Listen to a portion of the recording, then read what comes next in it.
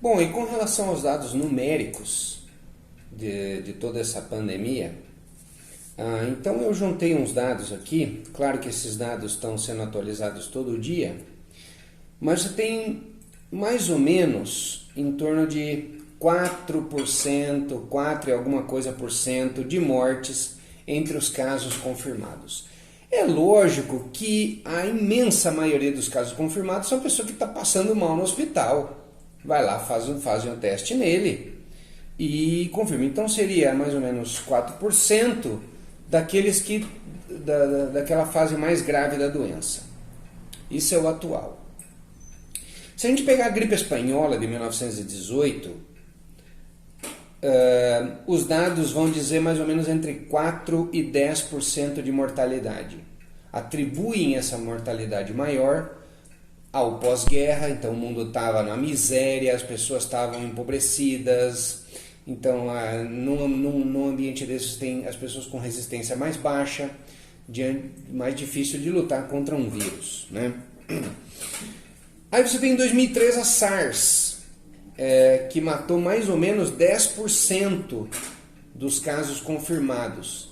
Mas como são dados chineses, bom, aí complica, né? Acredite se quiser. O H1N1 no Brasil, também aqui no Brasil, falando dados oficiais aqui do Brasil, também matou em torno de 4% em 2009, certo? Então, olha, a princípio, quando a gente vê esses dados aqui, a gente acaba concluindo que essas gripes acabam matando 4% dos casos graves nos vários episódios que elas surgiram de maneira mais grave. Tá? Para ter uma ideia, o ano passado, 2019, morreram 1.109 pessoas de gripe comum no Brasil. Tá? Se a gente for considerar outros casos de morte por problemas respiratórios, pneumonia, não sei, fala outro aí. Isso vai ter um monte, certo? É muita gente morrendo de problema respiratório pulmonar no mundo inteiro. Bom, então o que eu concluo com isso? Nada. Não concluo nada com isso. Sabe por quê? Porque esses dados são terrivelmente imprecisos. Então, se eu querer fazer um modelo matemático em cima desses dados aqui, é uma imprudência, para não dizer uma farsa. Como que eu vou... Olha, imagina quem está lá. Você tem vários países, hospitais do mundo inteiro. Cada hospital desses tem lá um médico que estão lá lutando com um monte de casos que o cara não sabe se é o vírus X ou se é a pneumonia Y. A princípio o cara não sabe. Aí ele está lá lutando contra isso aí, certo? Aí a pessoa vem a óbito. O que foi? Então depende do protocolo de atribuição de doença, o médico vai atribuir uma coisa. Isso é administrativo, isso não é biológico.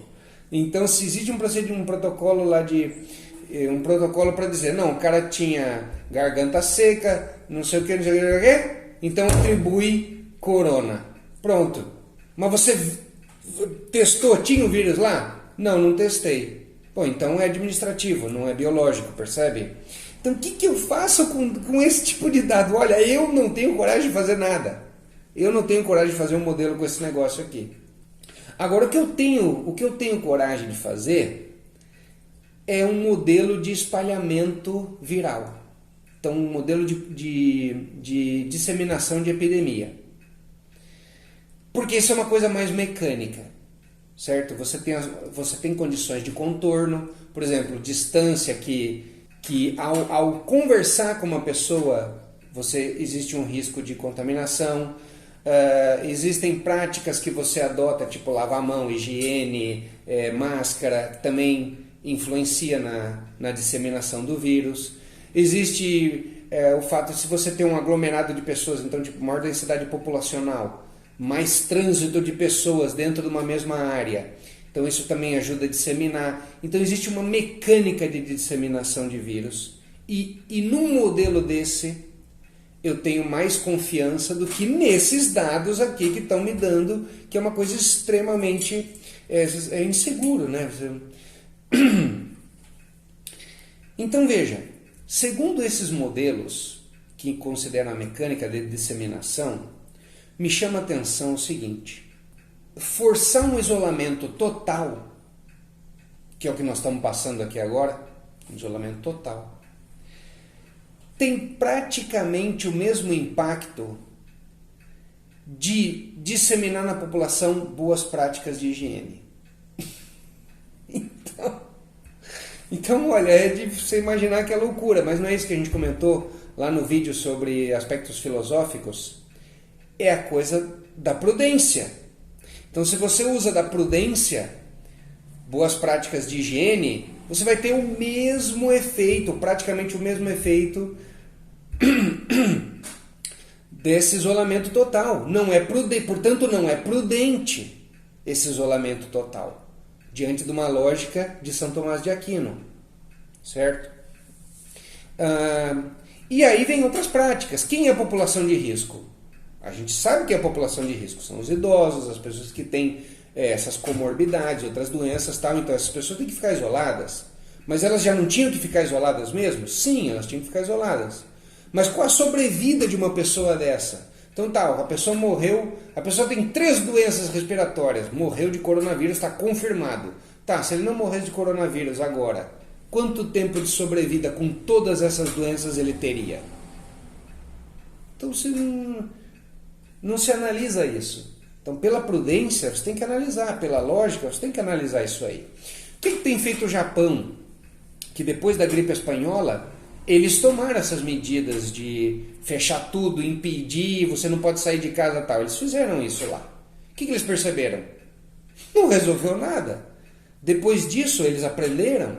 E o que eles têm feito a partir de então? Boas práticas de higiene. Então, é praxe no Japão. Você tem qualquer tipo de resfriado, já sai com máscara. Apresentou qualquer alteração, já fica mais guardadinho. Os idosos estão protegidos em casa no inverno, que lá o inverno é rigoroso. Então você tem uma série de práticas. Além disso, aqui no Brasil, as condições climáticas e de saúde, elas são, assim, do ponto de vista, são favoráveis para a gente. Então nós estamos saindo do verão. O vírus não sobrevive no calor. Então como é que vai se espalhar aqui? É mais difícil. Então você tem um fator que nos dá vantagem nisso aí. Graças a Deus a população brasileira está bem alimentada. Nós temos uma fartura aqui absurda de alimento. Outra questão associada à temperatura, incidência solar. Então a radiação solar aqui é terrível, pô. Né? Então se você sai aí na rua, você sente a radiação solar fritando tuas costas. Então não se trata não, agora então vamos sair tudo e tal. Não, é prudência. Volta lá para São Tomás de Aquino, é prudência. Ah, não, vamos agora todo mundo para balada, vamos lá, Carnaval do Salvador. Não estou dizendo isso, certo? Mas que tem que analisar essas medidas à luz da razão.